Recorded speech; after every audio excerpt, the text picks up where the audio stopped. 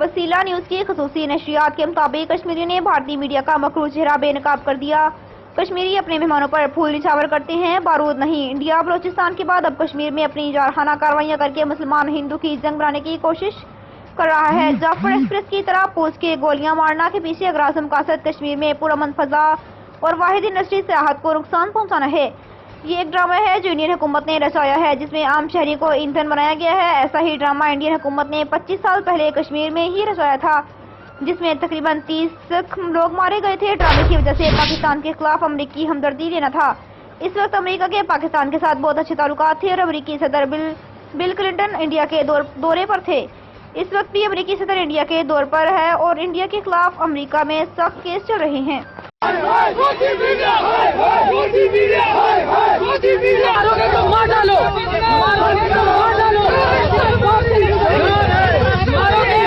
مسلم کا سین نہیں ہے، یہ انسانیت کا قتل ہے۔ انہوں نے وہاں سے کیا کیا؟ ہم بول رہے تھے مطلب امن سے رہنا چاہیے، یہ وہاں سے ان کو اشارہ کر رہے ہیں کیمرہ بند کیجئے۔ انہوں نے وہاں پہ لائیو کٹ کیا اور جیسے ہم نے بات ختم کی وہ بول رہا ہے چلو پھر سے کیجئے۔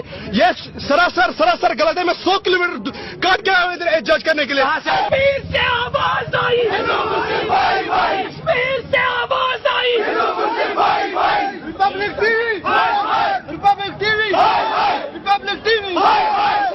ایکسپیکٹیشن ہے، وہ ایک بڑی چینل ہے، ہم ان کو اپریشیشن دے رہے تھے یہاں سے۔ You are the only medium جس کے تھرو ہم پورے انڈیا کو بول سکتے ہیں کہ یہ از ناٹ بٹوین یہ ہمارا مسلم